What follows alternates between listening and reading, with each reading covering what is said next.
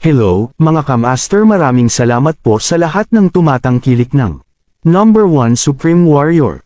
Paki-follow and subscribe mga master para sa mga susunod pang mga kabanata.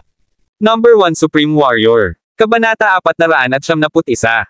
Mapait na tumawa si Ivan, ang pamilya Drake na ito ay masyadong mapagbigay ngayon. Sige, ipapatingin ko sa kanya ang buong sitwasyon. Napangiti si Neil. Walang magawa at sinabing, buntong hininga, talagang napagastos tayo ni Fane. 150 million bucks sa kanya noon. Kahit isang makapangyarihang assassin. Hindi nagawang patayin siya. Tunay, siya ay isang matibay na bata. Masama ang pakiramdam ni Neil. Nang maisip niya ang perang ginastos nila noon. Ginagastos yan. Malaking pera lamang para mabaygo ang gawain ay isang malaking pag-aaksaya kahit paano. Mayaman ang pamilya Hugo. Maya-maya ay umalis na ang tatlo. Fane, sa kabila, kamay, ay dumating sa pangunahing pasukan ng mansyon matapos makuha ang tapos na ang mga papeles at pagtanggap ng mga susi. Kahit na may price tag na mahigit 70 milyon ay bahagyang mas mahal kaysa karaniwan, natutuwa akong nakapagbigay pa rin ako. Ang aking asawa ay isang bahay at isang sorpresa sa parehong oras. Nakangiti si Fane habang nakatitig sa mansyon na nasa harapan niya. Binuksan niya ang pinto at pumasok. Si Fane noon.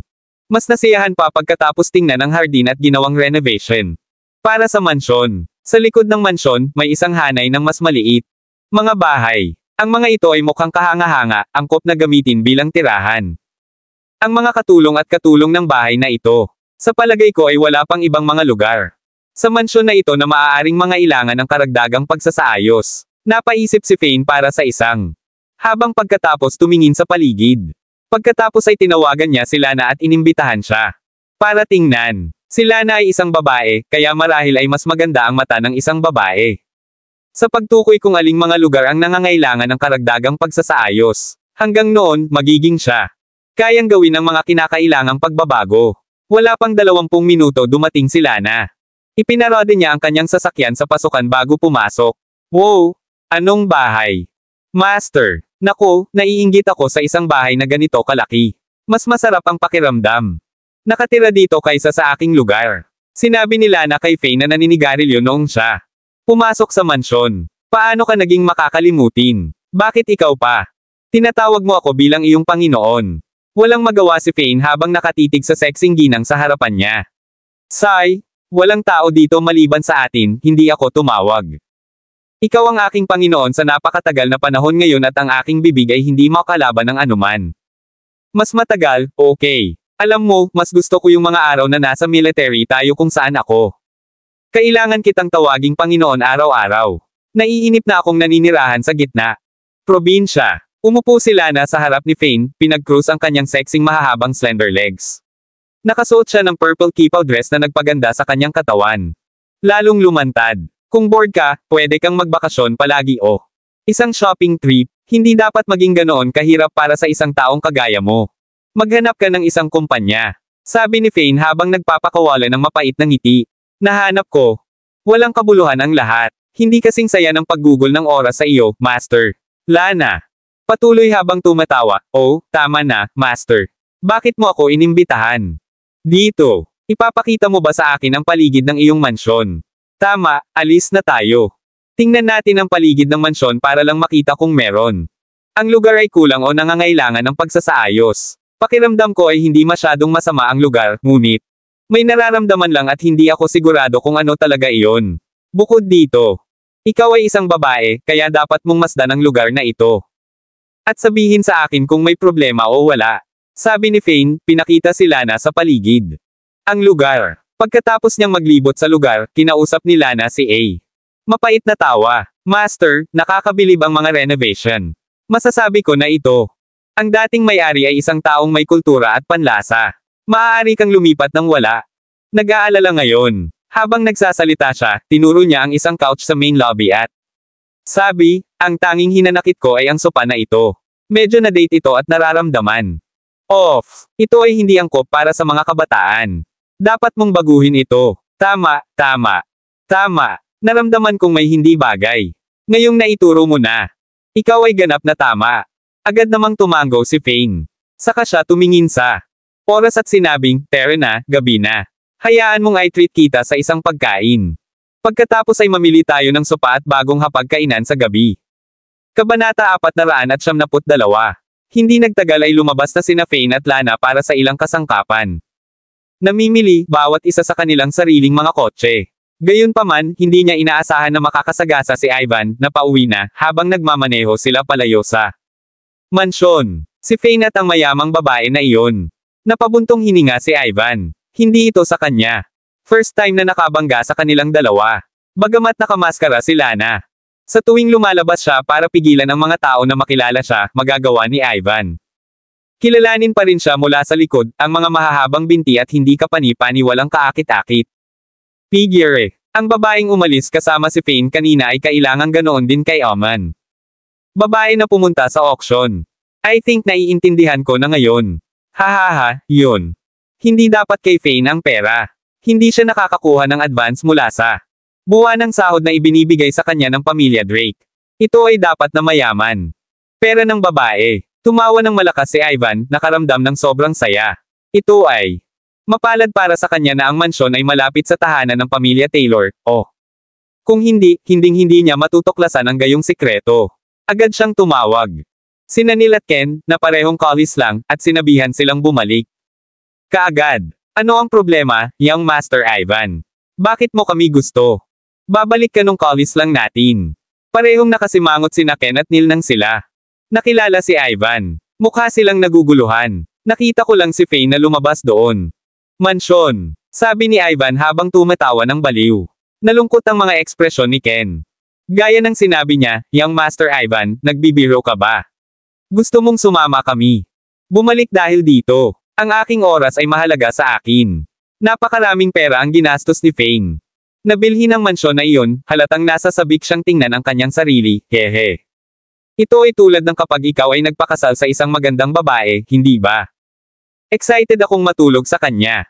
Oo, sabi nga, lalo na sa mga mahihirap na tulad kanya. Siya ay naging mahirap sa buong buhay niya. Ngayong mayaman na siya, kakaiba kung siya. Hindi siya excited na tingnan ang mansyon na kabibili niya lang. Kahit na ganito. Baka regalo sa matandang master ang mansion, binili pa ito gamit ang sarili niya. Pero kaya maaaring lumipat siya sa loob ng ilang araw. Neil.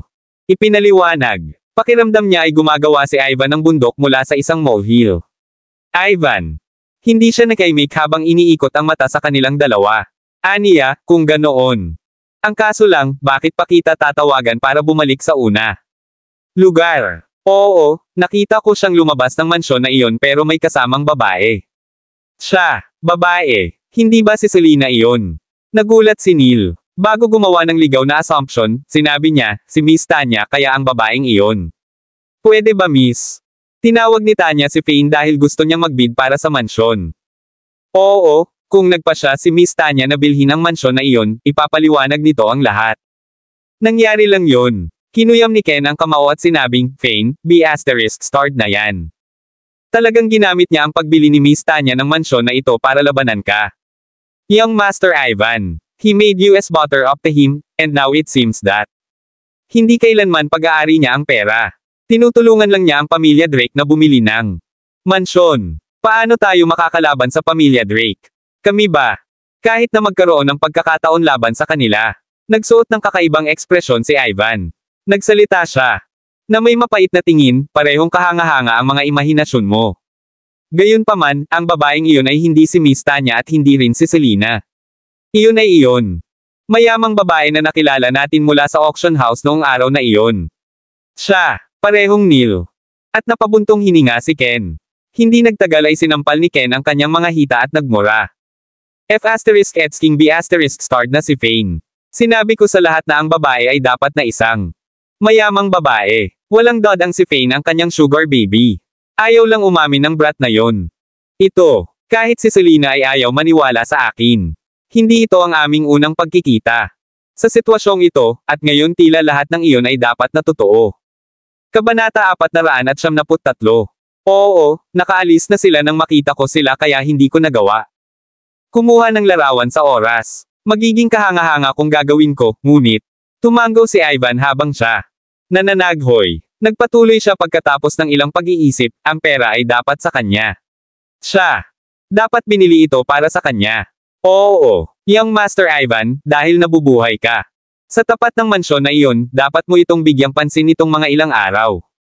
Kung napansin mong bumalik si Fane sa mansyon kasama siya, kailangan mong hanapin isang paraan upang kumuha ng higit pang mga larawan sa kanila. Mas marami mas masaya, ha? Alam mo, anong gagawin? It'd be amazing kung makakakuha ka ng picture na naghahalikan sila. Haha. Kapag nangyari iyon, gagawa kami ng mga kopya at isabit ang mga ito sa bawat sulok ng bawat kalye at eskinita. Ano sa tingin ninyo ang mangyayari? Tumawa si Ken. Dahil ito ay isang magandang pagkakataon. Hindi niya inaasahan iyon matapos niyang subukan. Para irak ang kanilang mga utak para makabuo ng mga pamamaraan para mahawakan si Fane mismo ang magbibigay sa kanila ng ganitong pagkakataon. This time, kailangan talaga. Para maghukay ng dumi kay Fane. Naikuyom ni Ivan ang kanyang kamao at sinabing, tingnan mo, ang courtyard sa bahay namin ng pamilya Taylor ang pinakamalapit sa mansyon na iyon, ito ay magiging mahirap para sa akin na mapansin ako ni Fane kung magtago ako sa likod ng punong iyon para palihiman ang isang larawan. Iyan ay magandang malaman. Kung libre ka, young Master Ivan, manatiling malapit mata sa kanya. Subukan ang iyong makakaya upang makakuha ng mga intimate na larawan sa kanila, okay? Aalis kami. Lahat sa iyo, young Master Ivan. Titingnan ko kung kailan ko makakausap si Selena. Tungkol dito, I believe this whole ordeal of Fane buying that mansion with that babae ay hindi maaaring itago mula sa kanya magpakailanman, Ken explained after some naisip. Magaling sinabi. Tumango si Ivan. After thinking, he added, kung si Fane binili ang bahay na ito para sa babaeng iyon, pagkatapos ay hulaan ko na ito ang magiging kanila pribadong pugad ng pag-ibig. Kung ang housing deed ay nasa ilalim ng pangalan ni Fane kung gayon ito ay mataas. Malamang na ang mansyon na ito ay ibinigay sa kanya ng babaeng iyon. Tingnan natin kung kaya niya. Ipaliwanag mo ang sarili mo. Tumango si Ken bilang sagot, paano kung itong love nest ng ang sa kanila ay nasa ilalim ng pangalan ng mayayamang babae. Haha, hindi magagawa ni Fane. Ipaliwanag mo rin ang relasyon nila ha. Nagpunta si Fane sa auction para doon. Mansion at pagkatapos ay inilagay ito sa ilalim ng pangalan ng babaeng iyon. Sa tingin mo ba Selena? Magiging masaya ba siya kung malaman niya ang tungkol dito? Ipinapakita lang nito kung gaano kakomplikado ang relasyon ni Fane ay sa babaeng iyon. Ang mansyon na ito ay maaaring ang lugar kung saan lihim silang nagkikita para sa kanilang mga gawain. Sa tingin ko ang babaeng iyon ay nagsusuot lamang ng maskara. Pigilan ang kanyang asawa na malaman ang tungkol sa kanila. Mukhang wala ang asawa niya. Kasing simple ng naisip namin. Baka hindi siya local mula sa middle namin. Probinsya. Wika ni Ivan habang tumatawa ng malakas. Ito ay maaaring ibig sabihin na Fane ay hindi pa naghahanda ng regalo ng matandang guro. Maaari pa rin siyang mapatapon sa luma. Birthday ni Master. Paliwanag ni Neil. Sa pagtatapos ng kanilang talakayan, si Ivan ay naatasang bantayang mabuti si Fane sa mga darating na araw. Susubukan niya ang kanyang pinakamahusay na mahuli si Fane at ang babaeng iyon sa anumang intimate acts. Inatasan si Ken. Pagpapalam kay Selena tungkol sa mga natuklasan ngayon upang mabigyan siya ng kaunting stress. Relasyon kay Fane. Binalak din niyang imbestigahan ang kaibigan kong si Fane ay nakatanggap ng anumang advance na sahod mula sa pamilya Drake. Si Neil naman ay kukunin ang kanyang mga tauhan na sundan si Fane upang malaman kung siya ay bumili anumang bagay na nagkakahalaga ng higit sa 10 milyong bucks. Kabanata 474. Sa loob ng opisina ng Drake Dynasty Real Estate na pag-aari Drake Group, nagkataong nagpapahinga si Selena habang umiinom ng isang tasa ng kape. Ang mga kamakailang operasyon para sa kumpanya ay tumatakbo ng maayos, umalis sa kanya na walang masyadong gagawin. Tulad ng kanyang pag-e-enjoy sa kanyang oras sa paglilibang, siya napansin kong halos lunch hour na nang dumating si Ken para hanapin siya. Pagkatok sa pinto at pagtanggap ng pahintulot na pumasok si Ken. Isang bagong piling bulaklak, young Master Ken. Mukhang naiinis si Selena nang mapansin niya si Ken. Gayunpaman, ngumiti pa rin ito sa kanya habang sinasabing, ano? Ginagawa mo ba dito, young Master Ken? Hindi ka hihingi ng A. Pakikipagtulungan sa aming kumpanya ngayon, gusto mo. Kung naaalala ko ng tama, ang kumpanya ay walang anumang kaugnayan sa konstruksyon. Tumawa si Ken. Iniabot sa kanya ang bulaklak habang sinasabing, Fane is nothing more than a mere sundalo, isang walang isip na brute na talagang hindi karapat-dapat sa iyo. Siya dapat Hindi marunong bumasa at sumulat. Bakit siya magiging take-out delivery boy noon, kung hindi naman? Masyadong nakakahiya para sa iyo na manatili sa kanya. Nang mapansin ko si Selena. Katahimikan, patuloy niya, tanggapin mo na lang ako. Tinitiyak ko sa iyo, ituturing ko kayong dalawa at ang iyong anak na babae ay napakahusay. I swear I'll treat your daughter like my very pagmamay-ari. Patawarin mo ako, young Master Ken. Isave ang bulaklak na ito para sa ibang babae. Naniniwala ako na may hindi mabilang na magagandang babae doon na gustong-gusto tumanggap ng mga bulaklak mula sa iyo. At saka, mayaman ka at gwapo, ikaw ay walang alinlangan ang ganap na pangarap na lalaki para sa ilang mga kababaihan dyan. Selena. Hindi tinanggap ang bulaklak. Akala niya noon hindi masama si Ken, gayon pa man. Pagkabalik ni Fane, napagtanto niya na si Ken ay totoong nakakakilabot na tao. Ken. Nagdala ng ilang tao sa kanya upang piliting give-in ang kanilang tahanan.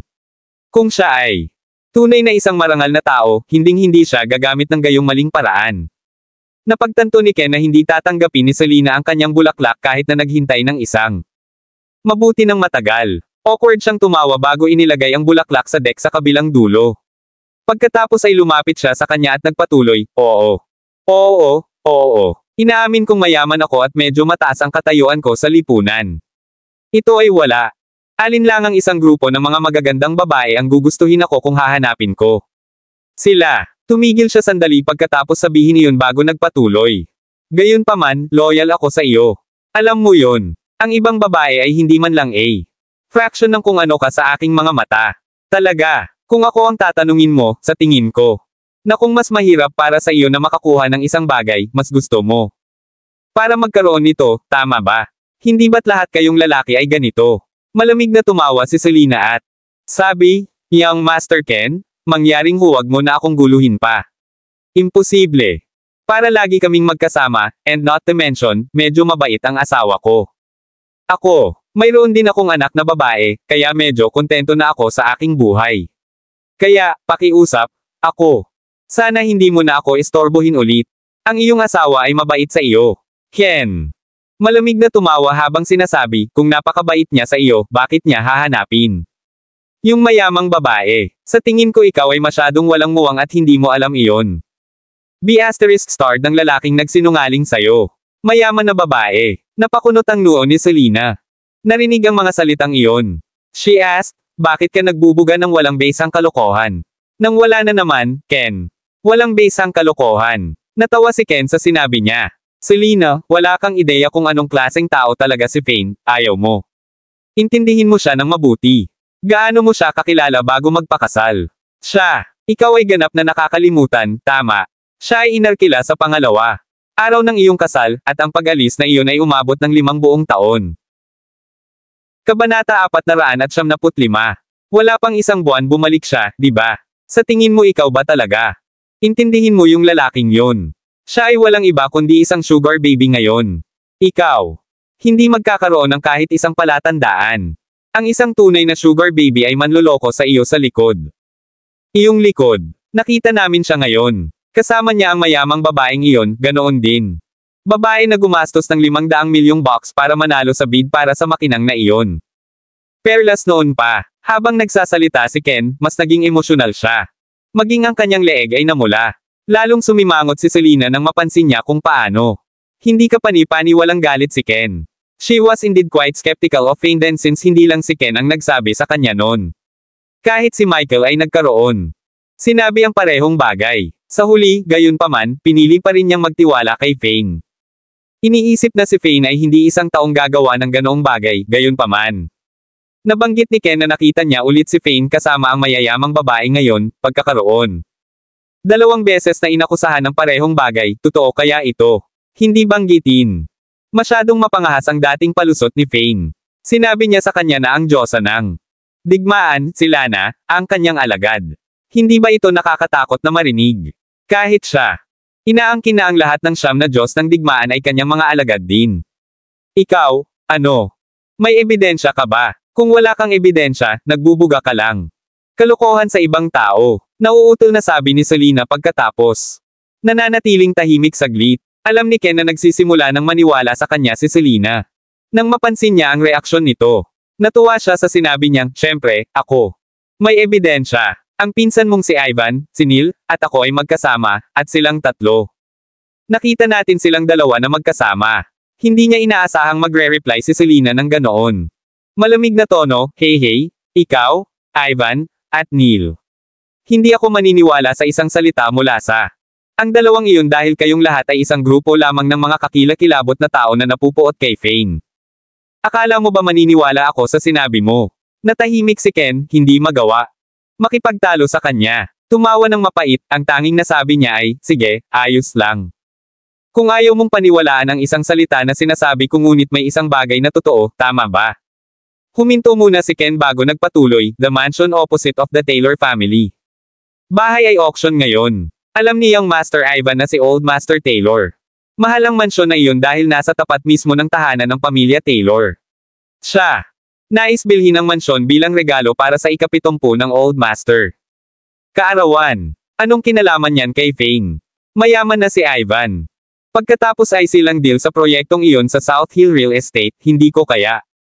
Bahala na kung pumunta siya sa auction para bilhin ang mansyon para kay Old Master Taylor. Kahit na sinabi ni Selena iyon, sa ilalim ng ibabaw, siya talaga. Medyo nabigla. Hindi niya inaasahan na si Ivan ang magpapagulo ng ganoong bagyo. Para pasayahin si Old Master Taylor para mamana niya ang mga ari-arian ng pamilya Taylor. Parang gagawin niya ang lahat para doon. Haha, natural. Hindi magiging big deal iyon. Gayunpaman, naabutan namin si Fane doon. Dapat mong malaman na ang mansion ay nagkakahalaga ng 30 milyong dolyar, at si Fane ay gumastos ng 70. 5 milyon para bilhin ang mansyon na iyon. Sabihin mo sa akin, saan niya nakuha ang lahat ng pera? Galing. Ken cackled out loud and said, nagkataon, napansin din namin yon. Mayamang babae na umalis sa mansyon na iyon. Kaya, sabihin mo sa akin.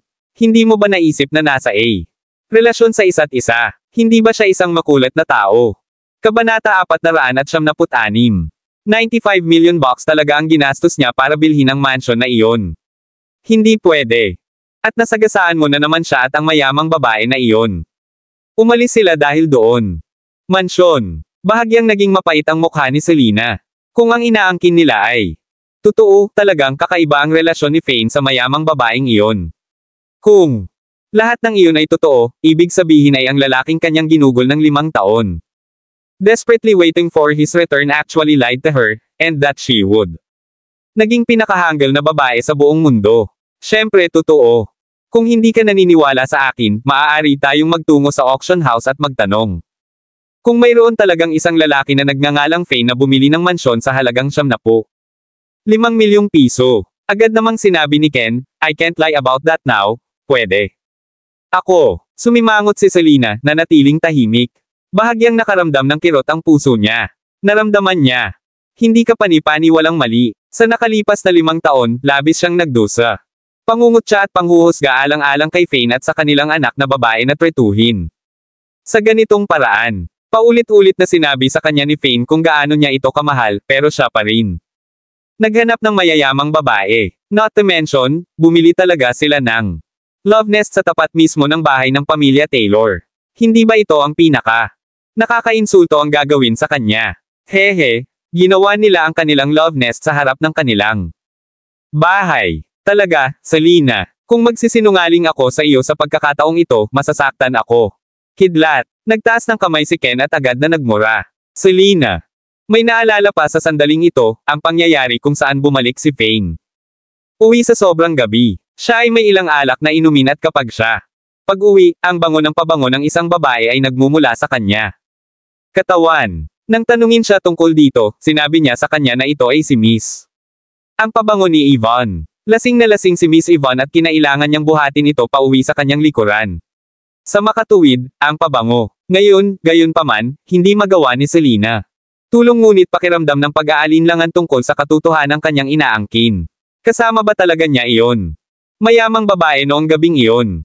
Bukod dito, ay ang pera na ginamit ni Fane upang bilhin Porsche 911 mula sa mayamang babae. Kapag ang isang tao ay nagsimulang mag-overthink, sila ay madalas na mawala ng kontrol. Kung mas marami ang mag-overthink, mas marami. Natakot ang isa. Tila nagsimula siyang makakita ng mga isyu sa Fane ngayon. So, gusto mo bang dalhin kita doon ngayon din? Nagsalita si Ken sa A. Casual na tono. Hindi na kailangan yan. Makakauwi ka na, Selena. Malamig na tumingin sa kanya habang sinasabi, may gagawin pa ako. Ito ay isang lugar ng trabaho. So if you have any work-related business, then we can talk. Kung hindi, kaya mo.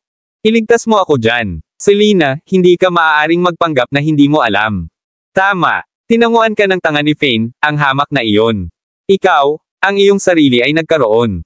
Walang ideya. Sa tingin mo ba ay mabuting tao pa rin siya? Selena, ginagawa ko ito para sa iyong kapakanan. Ang nararamdaman ko lang para sa iyo ang totoo. Medyo galit na galit si Ken. Masasabi niyang medyo naniwala si Selena sa kanya. Gayunpaman, hindi siya sigurado. Kung bakit tumanggi si Selena na sumama sa kanya para i-validate ang impormasyong sinabi niya. Kanya, umalis ka na. Kung ayaw mo, tatawag ako ng security. Tumayo si Selena. Kaagad habang galit na galit niyang ibinulas iyon. Sige, aalis ako. Isipin mo na lang lahat ng sinabi ko sa'yo. Isipin kung may kakaiba. Tungkol kay Faye na namumukod tangi. Gayon din, hindi mo maaaring ipaalam sa kanya na ikaw ay naghihinala pa sa kanya. Ipapakita namin sa iyo ang lahat ng ebidensya sa lalong madaling panahon, ako. Naniniwala na iisa lang ang katotohanan sa buong pagsubok na ito. Lumabas si Ken. Iniwan si Selena sa pahayag na iyon. Umalis na siya pagkatapos niyang magsalita. Saglit na umalis si Ken, umupo ulit si Selena sa kanyang upuan, mas nakasimangot. Ito. Hindi maaaring maging totoo. Hindi yun maaaring maging totoo. Kahit iba ang nagustuhan ng asawa ko. Babae sa labas, sasabihin niya sa akin ang tungkol dito. Hihingi siya ng opinyon ko, di ba? Nagsimulang kausapin ni Selena ang sarili, and besides, he's not someone who would maging sugar baby ka. Kabanata 497. Hindi nagtagal ay dumating na ang lunch hour. Lumabas siya ng exit at pagkatapos ng ilang pag-iisip, nagmaneho siya papunta sa auction house. May maitutulong ba ako sa iyo, miss? Magsisimula ang aming auction sa 1 p.m. Nag-auction kami sa isang mansyon kanina. At magsusubaste tayo ng isang kamangha-manghang antik mamaya. Kapag maganda. Napansin ng mga babaeng staff si Varian, agad itong nilapitan ng may A. Profesional na ngiti. Nako, gusto kong itanong kung totoo ba na astronomical. Presyo ay inaalok sa auction para sa mansyon ngayong umaga. Selena. Yuzis pagkatapos kagatlabi. Nakaramdam siya ng kaba pagkatapos magtanong. Nag-aalala na baka malungkot siya sa sagot. Siyempre, totoo, yun. Ang tao ay hindi kapanipaniwala. Siya ang manugang ng pamilya Taylor, at siya ang gumastos. 75 milyong pera upang manalo sa bid para sa mansyon na iyon. Bilang mga tauhan.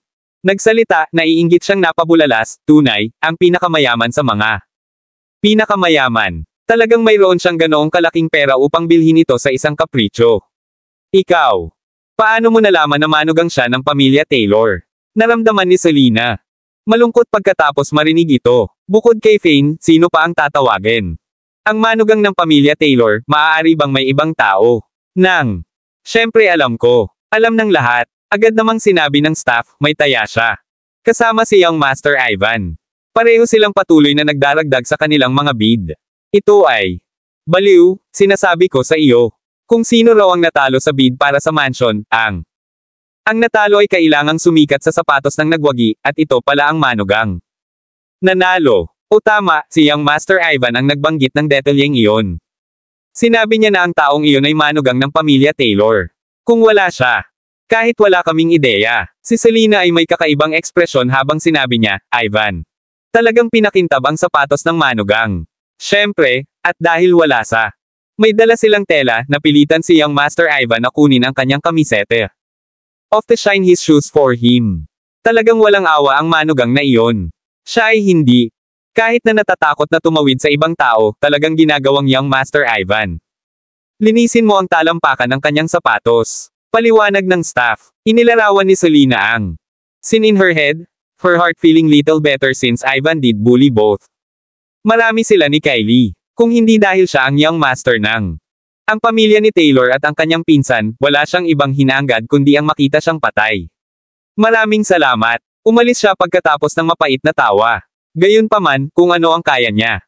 Siguraduhin na ngayon ay si Fane ay nag-pour out ng 75 milyong bucks. Para bilhin ang mansyon na iyon. Tiyak na galing sa mayamang babaeng iyon ang pera. Dahil imposible para kay Fane na mag-fork out ng ganoon kalaking halaga. Ito. Nangangahulugan din na si Fane ay nasa isang lihim na relasyon sa mayamang babaeng iyon. WHO. Eksakto ba ang mayamang babae na iyon? Bakit siya willing to fork out so much? Pera para kay Fane. Kumunat ang noo ni Selena. Upang makakuha ng ilang uri ng kumpirmasyon, siya. Naalala niyang nakasave ang number ni Miss Tanya sa phone niya. Kasama niyan. Sa isip niya, tinawagan niya si Miss Tanya. Hello, Miss Tanya. Ako ito. Selena, nagtataka ako kung nagbigay ka ba ng advance pay sa asawa ko. Hindi. Anong meron? Maririnig ang boses ni Tanya mula sa kabilang dulo ng tawag bilang. Sabi niya, kapos ba kayo sa pera? Kailangan mo ba ng advance? Kung ikaw, gawin mo, sabihin mo lang sa akin. Nako, hindi na kailangan. Nagtatanong lang ako bigla. Huwag mong sabihin kay Fane ang tungkol dito, okay? Pagkatapos ibaba ni Selena ang tawag, nag-uumapo ang isip niya. Mukhang nagsinungaling nga si Fane sa kanya. Talagang mayroon siyang isang mayamang babae. Doon. Kabanata 478. Hindi binigyan ni Miss Tanya si Fane ng advance pay, gayunpaman, gumastos siya ng 75 milyong pera sa mansyon na iyon. Nangangahulugan ito na ang pera ay dapat magkaroon. Pag-aari ng mayamang babae na iyon. Hulaan niya na ang mansyon ay binili ni ang mayamang babae, at sa tuwing malaya silang dalawa sa hinaharap, iyon ay kung saan sila pupunta para sa kanilang mga petsa. Siya ay lumago hindi kapani-pani walang galit na galit kapag naisip niya kung paano niya hinayaan si Fane na yakapin siya ng buo. Kagabi, gayunpaman, hindi nagtagal bago siya kumalma. Siya. Nagkunwari na parang walang nangyari nang bumalik siya sa opisina niya, lahat. Ang paraan hanggang sa matapos siya sa trabaho para sa araw na iyon. Nagmaneho siya pauwi gaya ng dati. Pagkatapos mag-lunch ni na Fane at Lana ay agad silang nag-shopping ng furniture. Umalis sila na pagkatapos nilang pumili ng tamang kasangkapan. Fane, sa kabila. Kamay, sinundan ng delivery staff pabalik sa mansyon at pinaalis ang muebles mula sa dating may-ari na hindi niya gusto. Pagkatapos nilang gawin, napagtanto niya na ang pangkalahatang pakiramdam ng lugar ay parang mas perpekto kaysa dati. Naniniwala siya na talagang mamahalin ni Selena ang lugar kapag sila na lumipat. Dahil walang magawa si Ivan noong gabi, nanatili siyang malapit mata sa lahat ng nangyayari sa mansyon sa kabilang kalye. Sa kasamaang palad para sa kanya, ang tanging nakita niya ay si Fane na bumalik sa mansyon kasama may sopa. Wala nang makita ang mayamang babae. Nakaramdam siya ng kaunti pagkabigo sa kanyang puso. Gayunpaman, pagkatapos ng mas malalim na pag-iisip, siya naisip na makatuwirang iwan si Fane sa lahat ng hirap sa trabaho simula noong. Ang dapat gawin ng mayayamang babae ay magbayad, tama ba? Naisip niya na ang lahat ng kailangan niyang gawin ay magbantay sa gabi at magbayad ng karagdagang pansin bukas para magawa niya. Talagang kumukuha ng isang bagay. Dahil bagong binili ang mansyon, ang mayayamang babae ay tiyak na gustong matikman kung ano ang dapat pakiramdam ng paggawa ng did with Fane in their brand new mansion, right? Tungkol naman sa lumang mesa at sopa, mukhang mahal ang mga ito at masasabi niyang hindi pa ito nagamit. Masyadong madalas. Marahil ay ayaw lang sa kanila ni Fane. Agad namang binigay ni Fane ang dalawa. Ang mga piraso palayo sa mga tauhan ng paghahatid at sila ay masayang umalis. Dahil nagkaroon si Fane. Walang magawa, umidlip siya sa mansyon, 6 PM, nag-drive na siya pa uwi. Umuwi ka na, honey. Napansin ni Fane si Selena sa looban at binati niya ito. Kanya sabay ngiti. Oo. Casual na sagot ni Selena pero ang ekspresyon niya malamig. Nang mapansin ang mahinang mood ni Selena, nilapitan siya ni Fane at tinanong. Anong meron? Honey, parang bad mood ka. Si Sonia ba iyon? Ginang na nanggugulo na naman sa opisina. Kung patuloy kanyang tina-target, basta tanggalin siya. Sinampal ko siya sa mukha noon, hindi ba siya nagsisi? Hindi. Humalaklak si Selena bago tinanong si Fane, oh, tama na, honey. Anong ginawa mo? Gawin ngayong umaga. Wala naman masyado. Nagtatrabaho ako sa pamilya Drake. Bahay. Upang hindi masira ang kanyang sorpresa para kay Selena, itinago ito ni Fane ng isang awkward chuckle, hindi nagsasabi ng totoo. Ramdam ni Selena ang sakit sa kanyang puso.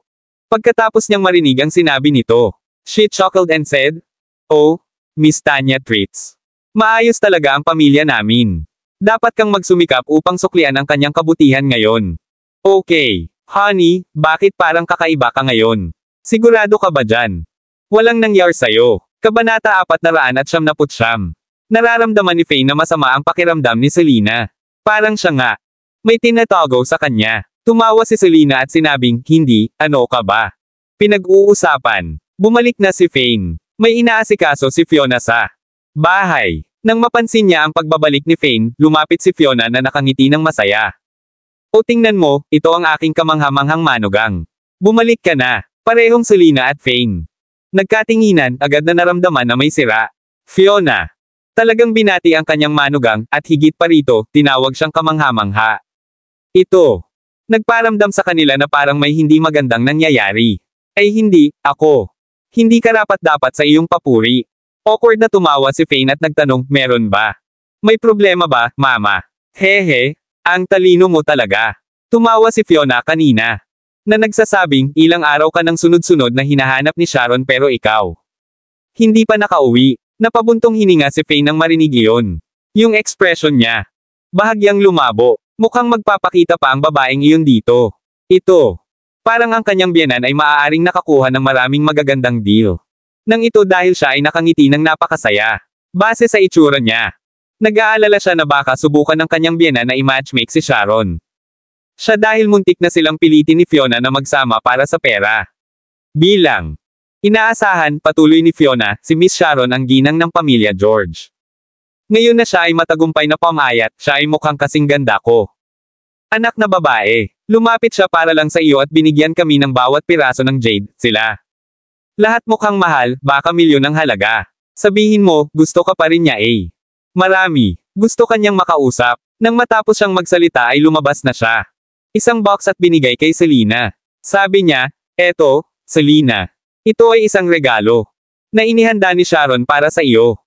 Tingnan mo kung gaano siya nag-iisip, masasabi ko sa kanya. Mahal na mahal niya si Fane. Ma, tatanggapin mo lahat ng ibibigay sa iyo ng mga tao. Bakit? Hindi mo ba tinanong kung pumayag si Fane o hindi? O kung ano ang mararamdaman ko tungkol sa buong pagsubok? Isa lang ba akong estatwa para sa iyo? Bad mood na si Selena. Sumabog ang lahat ng kanyang pinipigilang emosyon matapos mapanood kung paano sinusubukan ni Fiona. Para hikayatin si Fane na pakasalan si Sharon. Galit siyang tumayo at inihagis ang kahon sa lupa habang sinasabi, hindi pa ba ako nakakita ng isang piraso ng jade? Dati, ito ay 1 milyong box lamang, tama ba? Sa tingin mo ba kumpleto ako? Nobody for you to encourage someone who is going out of their way just to agawin ang asawa ko. Agad na sinugod ni Fiona ang kahon at sinabing, nababaliw ka na ba? Ito ay nangyayari na talagang mahal. Kahit na wala ka. Tulad nito, hindi mo ito maitatapon. Maaari mong palaging ibigay ito sa akin. Ano? Gagawin mo ba kung nasira? Maingat na sinuri ni Fiona ang piraso ng jade. Matapos matiyak na hindi ito nabasag, nakahinga siya ng maluwag at itinago ito. Pagkatapos ay sinabi niya kay Selena, mahal na anak, normal lang sa isang lalaki. May mga mistress, tama. Maraming mayayamang lalaki dyan ay may kaunting mga mistresses. Sa bahay, agad namang lumingon si Selena na may malamig na ekspresyon. Hindi pinapansin si Fiona. Nay, paano mo tatanggapin ang napakamahal na regalo? Siya. Binigyan ka pa ng higit sa isa. Sa tingin mo ba ay nararapat para sa iyo na? Tanggapin mo, hindi rin nakaimik si Fane. Sinusubukan ng sarili niyang biyenan. Tulungan mo siyang makahanap ng babaeng babae. Ito ang unang pagkakataon sa buhay niya na makarinig ng kung ano. Ganito, tila nag-iisa lang ang pamilya niya sa mundo. Gagawa ng ganoong bagay. Bakit magiging hindi nararapat sa sino mang normal na tao? Out there? Mahal na regalo talaga ang ganyang regalo, pero kay Sharon, ito. Walang iba kundi baon sa kanya. Bakit hindi ko matanggap? Nagsalita si Fiona. Na may mapait na tingin, you guys should seriously think about this whole ordeal. Fane, hindi mo pa nga nakikita si Sharon. Hindi siya ang parehong Sharon na ginamit niya. Na maging, maaari ka talagang sumang-ayon sa kanya pagkatapos makilala siya. Siya talaga ay masyadong mataba. Kahit ako ay hindi pumayag sa alok niya noon. Hindi lahat ng lalaki nagmamahal. Magagandang babae. I've seen her before and yes, maganda talaga siya. Gayunpaman, si Selena lang ang babaeng mahal ko. Wala akong nararamdaman. Sharon, lalo na noong pumayag na siya na itigil ang pag-istorbo sa akin at gayunpaman. Nagpa siya pa ring pumunta muli. Lalo akong naiinis niyan. Sagot ni Fane. May malamig na tingin sa kanyang mukha. Kabanata 500. Napanganga si Selena sa sinabi ni Fane. Nararamdaman niya na ang pahayag ay nagmula mismo sa kaibuturan ng kanyang puso. Ang tono ng parang hindi nagsisinungaling ang boses niya. Baka na-misunderstood niya. Kanya kung ganoon nga. Gayunpaman, kung ito ay hindi isang hindi pagkakaunawaan, at dahil mahal na mahal ni Fane ang pera, bakit hindi niya piliin si Sharon? Since hindi lang maganda si Sharon, bata pa siya. Hindi man lang siya nakipag-date. Kahit sino dati. Ang gayong purong inosenteng babae ay magiging mas mahusay kaysa sa sino man. Mayayamang babae, tama ba? Seryosong inisip ni Selena kung siya nga ba. Hindi naintindihan ni Fane. Posible na si Ivan, Neil, at Ang iba ay sadyang naglagay ng bitag para kay Fane para masira ang kanilang relasyon. Fane. Baka hindi man lang pumunta sa auction house ngayon at pumasok sa trabaho. Lahat siguro ng staff sa auction house ay nasuhulan ni Ivan at ng iba pa. Na sinasadyang sabihin iyon. Iyon ay dahil hindi tanga si Ken at ang iba pa. Maaari nilang hulaan na maaaring palihim siyang pumunta sa auction house. Kumpirmahin ito para sa kanyang sarili. Kaya naman, naglagay din sila ng bitag para sa kanya. Kalimutan mo na, gagawin natin. Tumawid sa tulay na iyon pagdating dito. Hihintayin ko na lang siyang magpaliwanag. Ako sa sarili niya, sabi ni Selena sa sarili. Kinalma ni Selena ang sarili para. Ngayon, dahil hindi niya pinayagang hawakan siya ni Fane, gagawin na lang niya. Ipagpatuloy mo ang buhay niya ng ganito. Dapat niyang malaman kaagad kung iyon ay sa katunayan, isang bitag na itinakda ni Ivan at ng iba pa. Hindi ka pani-paniwalang lumaki si Fiona. Galit na sinabi niya, ikaw, nakakaawa ka. Ma, ano ba ako? Kaawa-awa may kinalaman sa buong bagay. Isa pa, hinding-hindi ako makakasama. Sharon, sagot ni Fane matapos magpakawala ng mapait na tawa. Huwag kang magmadali at Maraming salamat mga ka-master sa walang sawang pagsusubaybay, isang like, share, and subscribe naman dyan mga ka-master. Abangan ang susunod pang mga kabanata.